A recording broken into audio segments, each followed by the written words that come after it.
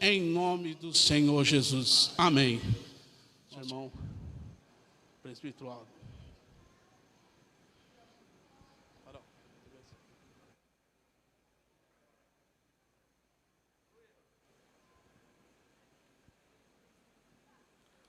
Cumprimento os irmãos com a paz do Senhor.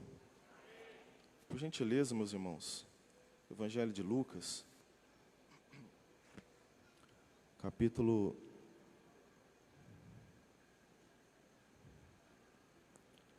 de número 7, versículo de número 18. Primeiramente, quero agradecer a Deus pela oportunidade que Ele me concede de estar na sua casa.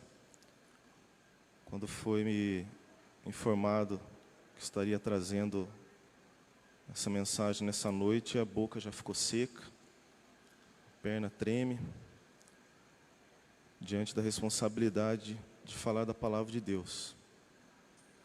Mas espero que Ele me conduza de acordo com aquilo que Ele deseja falar. Evangelho de Lucas, capítulo 7, versículo 18 ao 23, diz assim: E os discípulos de João anunciaram-lhe todas estas coisas. E João, chamando 2 dos seus discípulos, enviou-os a Jesus, dizendo: És tu aquele que havia de vir, ou esperamos outro? E quando aqueles homens chegaram junto dele, disseram: João Batista enviou-nos a perguntar-te: És tu aquele que havia de vir, ou esperamos outro? E na mesma hora curou muitos de enfermidades e males e espíritos maus, e deu vista a muitos cegos. Respondendo então Jesus, disse-lhes: Ide e anunciai a João o que tendes visto e ouvido, que os cegos veem, os coxos andam, os leprosos são purificados, os surdos ouvem, os mortos ressuscitam, e aos pobres anuncia-se o Evangelho. E bem-aventurado aquele que em mim se não escandalizar. Amém. Os irmãos podem se assentar. Glória a Deus.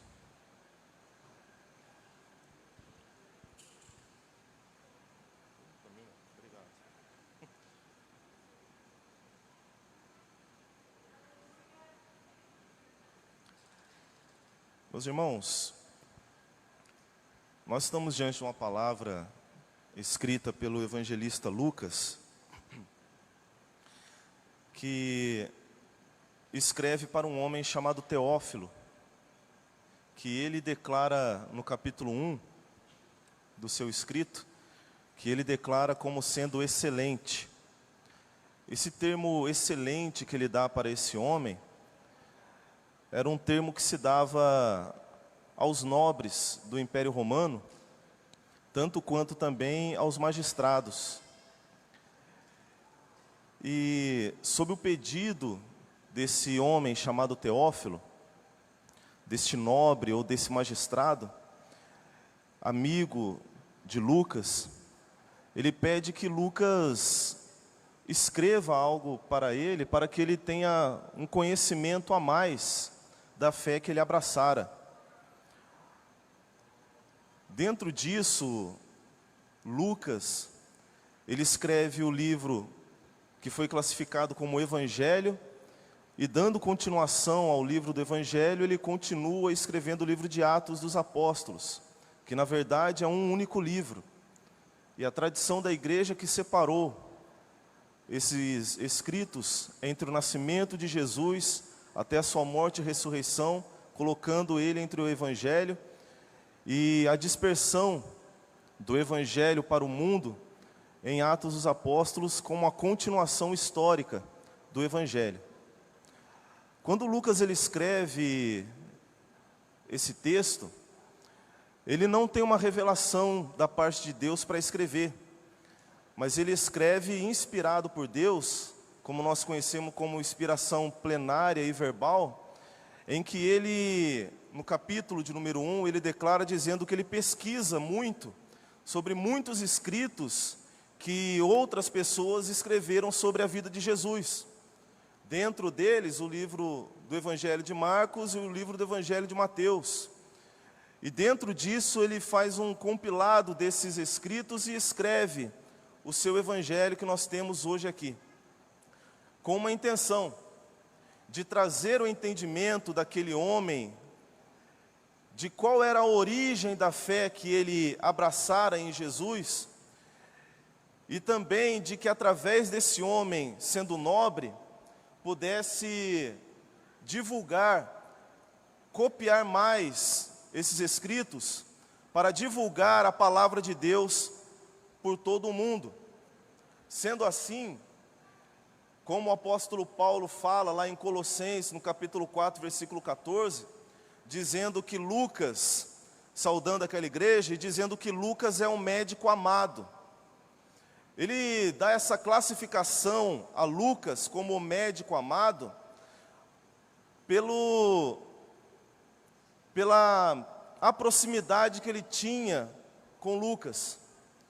Porque Lucas, apesar de escrever Atos dos Apóstolos, ele não escreveu somente daquilo que ele ouviu falar, mas muito do que está escrito em Atos dos Apóstolos, ele estava junto com o apóstolo Paulo, vivendo, sofrendo com ele. E é por isso que o apóstolo Paulo declara aquela igreja dizendo que ele era um médico amado.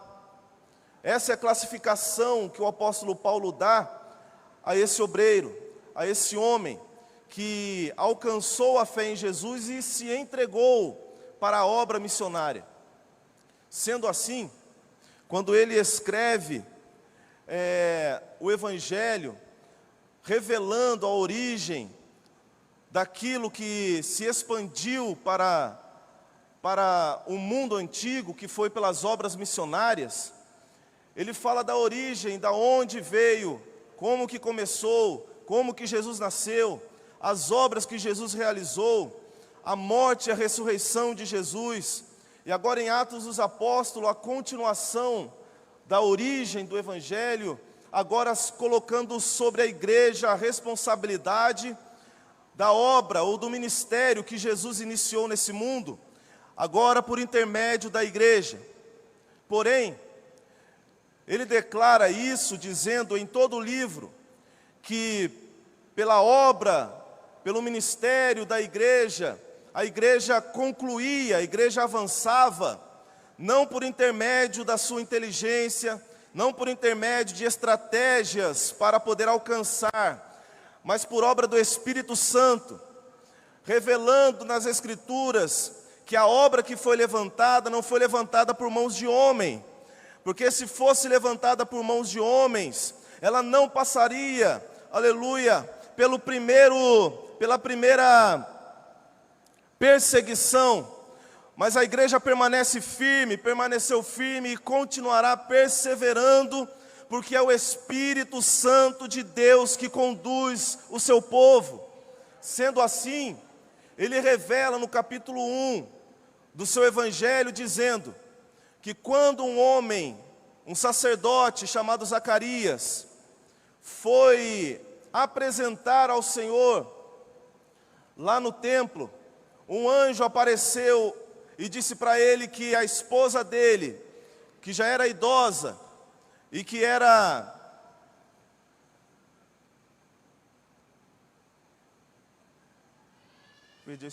estéril, que era idosa e era estéril, viria a ter um filho.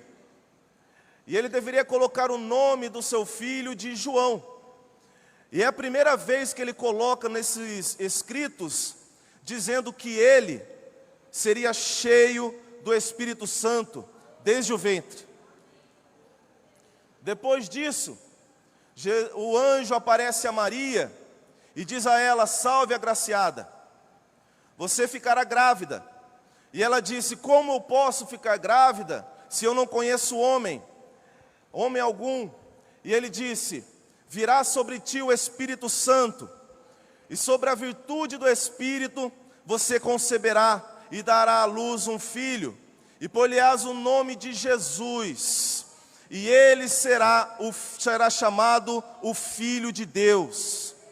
Naquele mesmo instante, o Espírito Santo vem sobre Maria, a virtude do Espírito vem sobre Maria, e ela se acha concebida por obra do Espírito Santo.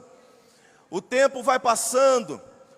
Quando Isabel estava com 6 meses, grávida, Maria vai visitá-la. E quando ela ouve Maria saudando ela na porta da sua casa, a criança que estava no seu ventre, João Batista, pula, se alegra com ouvindo a voz da mãe do Filho de Deus, mostrando que essa obra era o Espírito Santo que estava conduzindo, revelando que essa obra era uma obra que o Espírito Santo estava colocando às suas mãos. Glória a Deus. João Batista nasce, e o texto no capítulo 2 vai mostrar que o pai de João Batista, Zacarias, também é cheio do Espírito Santo e profetiza quando a criança nasce. Jesus nasce e vai ser levado ao templo para ser apresentado a Deus. A Bíblia diz que lá havia um homem chamado Simeão, e classifica aquele homem como temente a Deus e justo, e cheio do Espírito Santo. O texto vai continuar dizendo que o Espírito Santo o conduz para o templo, porque o Espírito Santo havia revelado a ele que ele não morreria sem antes ver a salvação de Israel.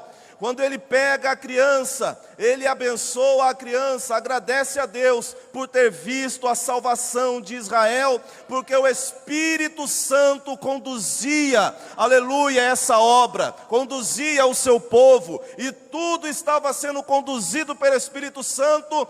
Então nós precisamos crer que tudo que o Espírito Santo faz dá certo, que tudo que o Espírito Santo faz, aleluia, a igreja é vitoriosa. Glória a Deus. No capítulo de número 3, João já aparece pregando sobre o arrependimento. E João era um homem que Deus havia escolhido com um propósito determinado para aquele tempo. Era um homem que não tinha trava na língua. Era um homem sisudo. Era um homem que não tinha pensamento dúbio. Ele sabia qual era o propósito para o qual Deus o separou.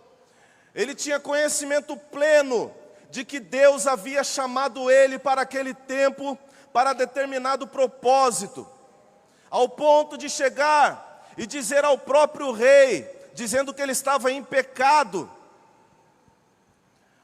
Certa vez, os fariseus vieram até ele e perguntaram para ele: você é o Cristo? E ele disse: eu não sou. Eu não sou digno nem de me abaixando, desamarrar as alparcas dos seus pés.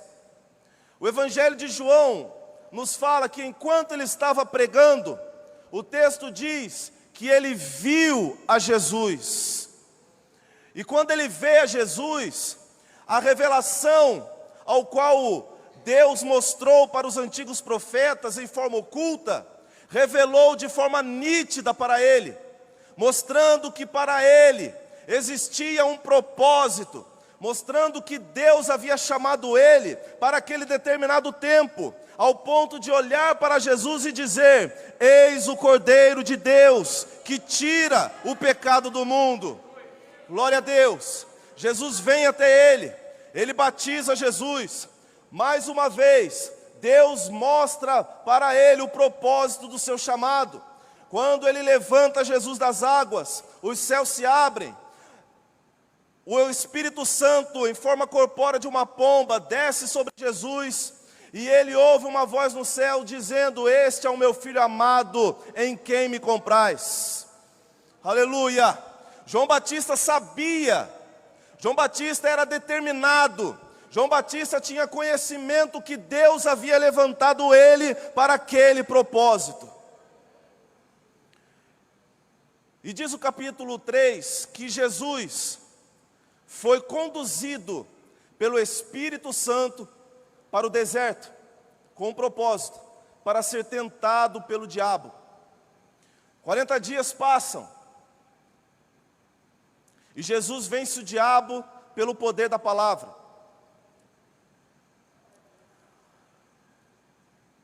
Durante esse período, João Batista é levado preso.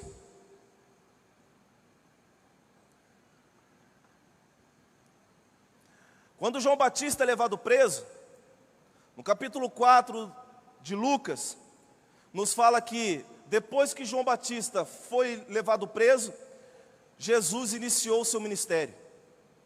E aqui nós precisamos entender uma coisa, de que para Jesus iniciar o ministério, João precisava sair. Por quê?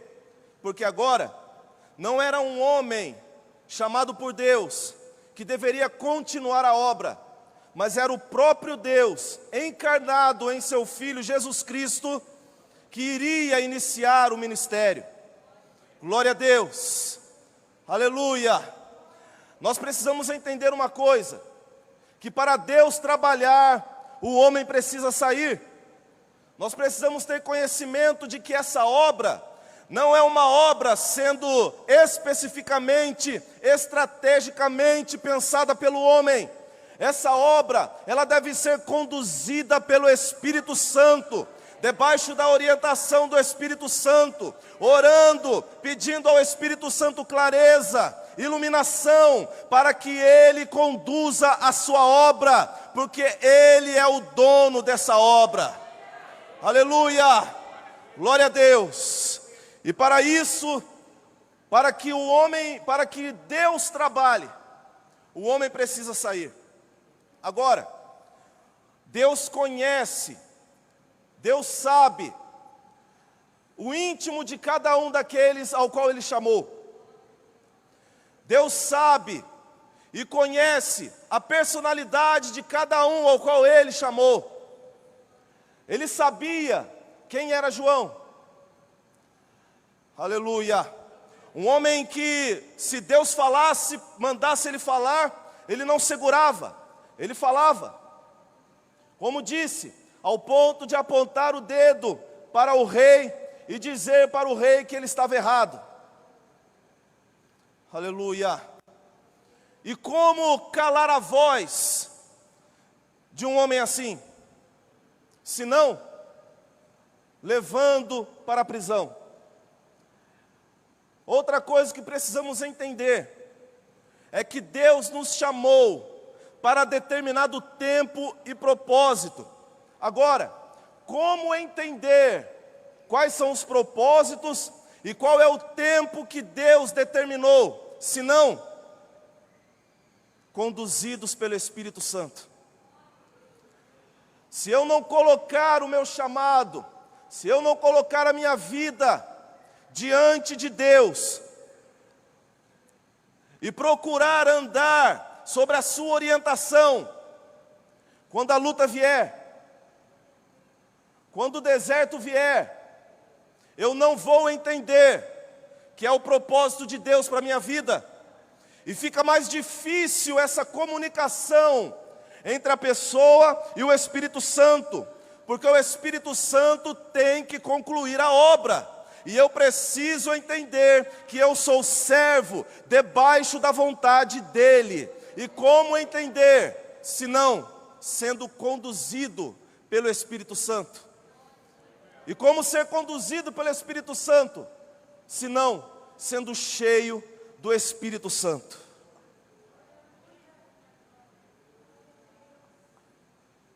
Jesus inicia o seu ministério e cura as pessoas. Jesus, no capítulo 6, ele fala sobre o Sermão do Monte, que está ali classificando a doutrina cristã. Então no capítulo 7, e o versículo 1,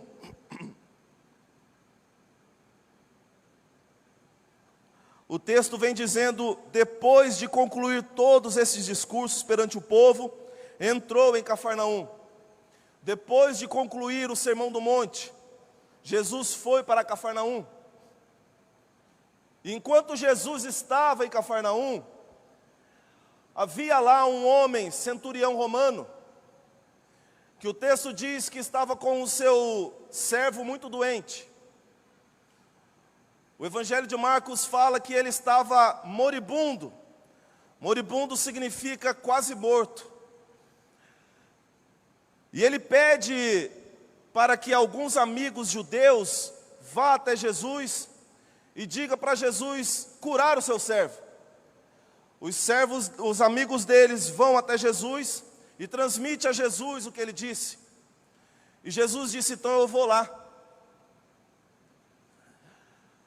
E enquanto eles estão vindo, aquele homem diz e envia mais outros amigos para dizer a Jesus: mestre, eu sou homem debaixo de autoridade. Se eu disser a um soldado vai, eu sei que ele vai. Se eu disser a ele fica, eu sei que ele fica. Eu sei o que é estar sobre autoridade. Eu não sou digno de que entres na minha casa, mas eu creio que o Senhor disser uma única palavra, o meu servo será curado. Aquele homem não fazia parte da aliança, aquele homem não fazia parte do povo de Deus, mas ele reconheceu a autoridade da palavra de Jesus. Jesus olhou para os que estavam com ele e disse: eu não vi tamanha fé em Israel como desse homem. Volte, e quando você chegar lá, o servo dele estará curado. A palavra de Jesus, ela é a autoridade que conduz o seu povo. A palavra de Jesus, ela é a autoridade que deve trazer discernimento para o povo. Paulo queria ir para a Ásia, mas o Espírito Santo impediu, conduzindo ele através de uma visão para a Macedônia. Por quê? Porque é o Espírito Santo que conduz o seu povo. Glória a Deus. No versículo 11, diz o texto que Jesus entrou numa cidade chamada Naim. E Jesus foi impedido de entrar nessa cidade por causa de um cortejo fúnebre.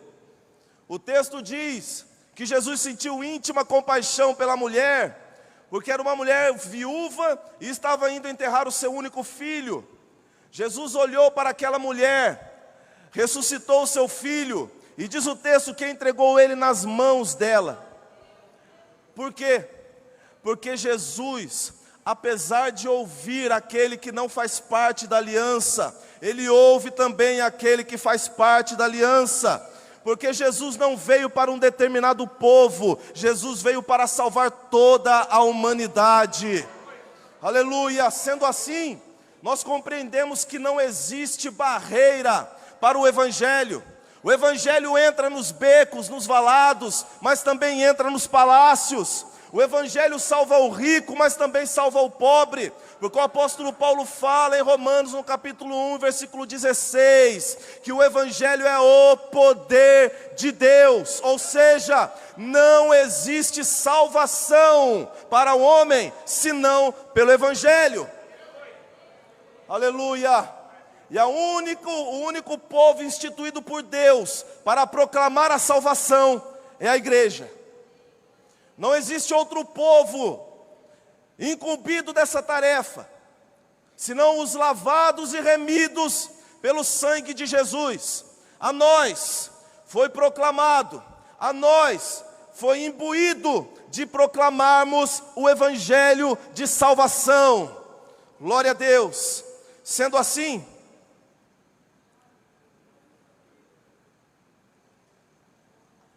a notícia chega na prisão. E João está lá.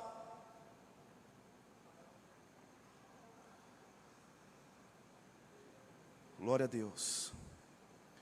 E o texto diz que ele chamou 2 dos seus discípulos para ir até Jesus e perguntar para Jesus: és tu aquele que havia de vir ou esperamos outro? E aqui parece que há uma dualidade no chamado desse homem, porque ele viu o Cordeiro de Deus. Para ele foi revelado o que em oculto houvera sido revelado para os antigos profetas.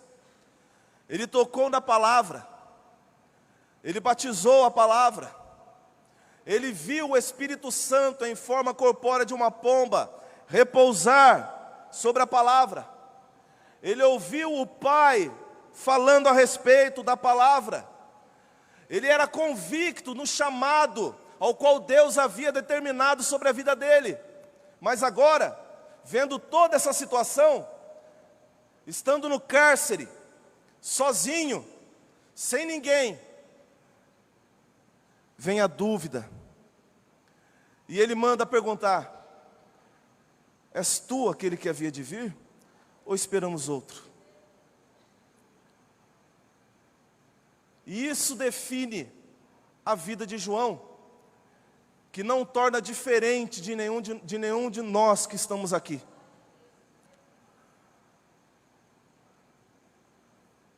Que nos momentos de aflição, que nos momentos de perseguição, que nos momentos em que estamos sozinhos, nos momentos em que ninguém te chama para nada, no momento em que você se encontra sem ninguém te vendo, será que Deus me chamou para isso mesmo? Será que aquilo que Deus falou para a minha vida, será que vai se cumprir mesmo? Porque João, apesar de ser um homem cheio do Espírito Santo, convicto da sua chamada, servo de Deus, um homem com uma chamada específica sobre a sua vida, não passava de um homem.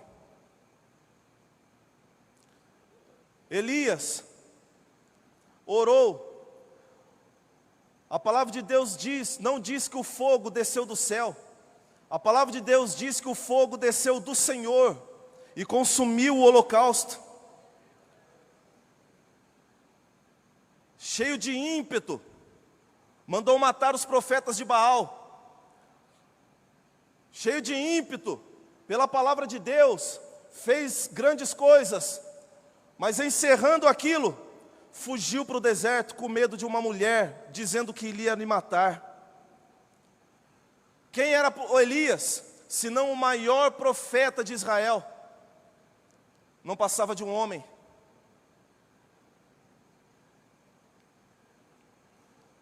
Não importa qual foi a promessa que Deus fez para a sua vida. Não importa se há 20 anos Ele falou com você. Não importa se esse é o momento em que você está calado, está parado. O que você precisa entender é que existem determinados tempos estipulados por Deus para conduzir a sua vida. Seja no monte, aleluia, seja no vale, seja no deserto, seja entre multidões, é Deus que conduz a sua vida. O ministério não é seu, o ministério é dele. Ele achou graça em nós e manifestou em nós os seus dons. Nada é nosso, tudo é dele. Não somos nós que colocamos a mão para conduzir, nós só colocamos a mão sob a orientação dele. Para dar certo, para concluir, é sobre a orientação dele. Aleluia. Glória a Deus.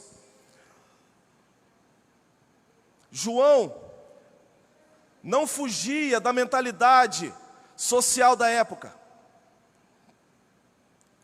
de que o Messias viria com espada nas mãos para arrancar o povo de Israel da mão opressora do Império Romano. Mas diante dessa situação, lá na prisão, ele ouviu que ao invés de uma espada, ele pegava lodo e passava nos olhos. Ao invés de uma espada, ele ia até os samaritanos, povo odiado pela nação de Israel, e pregava o evangelho para eles. ao invés de pegar uma espada, ele atendeu um pedido de um centurião romano, um homem do Estado, um homem que servia a Roma. Aleluia! Glória a Deus! Glória a Deus! E vem Jesus e desconstrói toda a mentalidade social a respeito da obra e do poder de Deus. Glória a Deus! Diante disso, ele envia esses 2 discípulos a Jesus e pergunta: és tu mesmo que havia de vir, ou esperamos outro? Jesus não responde nada, mas simplesmente continua a realizar a obra, curando os enfermos, dando vista aos cegos, pregando o Evangelho. E depois que ele realiza esses milagres, ele diz para os discípulos de João: vá e diga a João. Glória a Deus. Ide anunciai a João que tendes visto e ouvido, que os cegos veem, os coxos andam, os leprosos são purificados, os surdos ouvem, os mortos ressuscitam, e aos pobres anuncia-se o Evangelho. Diga a João que os propósitos de Deus não são os mesmos propósitos instituídos sobre o seu pensamento, mas os propósitos de Deus são mais altos do que os nossos pensamentos. Quando pensamos que devemos fazer assim, o Espírito Santo vem e diz: não, é desse jeito, porque sou eu que conduzo a obra. O trabalho é meu, o povo foi comprado pelo meu sangue, essa obra é minha. Aprenda a ouvir a minha voz, aprenda a buscar a minha presença e seja cheio do meu Espírito para entender quais são os meus propósitos para ser realizado sobre a sua vida. Glória a Deus. Bem-aventurado aquele que em mim se não escandalizar, porque a minha obra é escândalo para aqueles que não conhecem, mas para aqueles que são cheios do meu Espírito. Aleluia! Fica fácil de entender, fica fácil de compreender que existem determinados tempos em que eu coloco as mãos e Deus abençoa, mas existem determinados momentos em que eu preciso me calar para que Deus continue a realizar os seus propósitos. Não para detrimento nosso, mas para que prossigamos em conhecer a soberana vontade de Deus. Amém.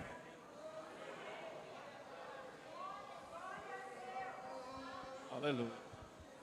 Glória a Deus pela esta palavra. E o Espírito Santo está falando aqui nesta noite. Aleluia. A igreja, por gentileza, em pé. Nós vamos